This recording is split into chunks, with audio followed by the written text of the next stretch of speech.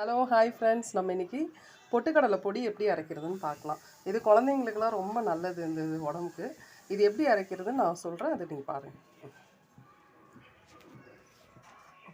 Start பண்ணு.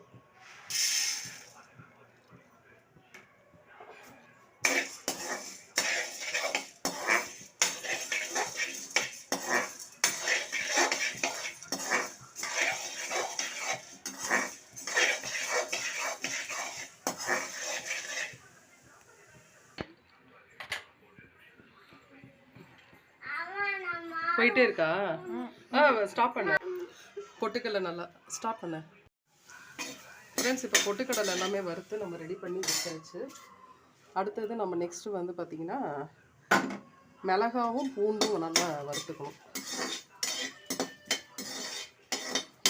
பூண்டு கொஞ்சம் போட்டோன்னா வாய் விட்டோம்ல நமக்கு நீங்கும். அதனால் பூண்டு மிளகாய் எல்லாம் போட்டு கொஞ்சம் கருவேப்பிலை நல்லா வாஷ் பண்ணி வச்சுக்கோங்க. கருவேப்பிலை நல்லா வாஷ் பண்ணது இதில் அப்படியே யூஸ் பண்ணிக்கோங்க. குழந்தைங்க கருவேப்பிலை அதிகமாக சாப்பிட மாட்டாங்க. அதுவே நீங்கள் இந்த மாதிரி கருவேப்பிலையை வறுத்து பொடி பண்ணி யூஸ் பண்ணிங்கன்னு வச்சுக்கோங்களேன், குழந்தைங்களுக்கும் சாப்பிட்டுக்குருவாங்க.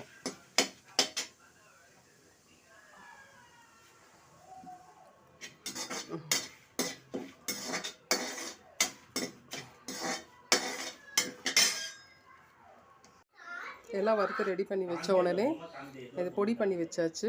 இதோட பெருங்காயமும் போட்டுக்கணும். பெருங்காயமும் கல்லுப்பும் போட்டு அரைச்சி வச்சுக்கோங்க. இது சாப்பாட்டுக்கு கூட நீங்கள் யூஸ் பண்ணி சாப்பிட்லாம். அவ்வளோ நல்லது இது. Thank you friends.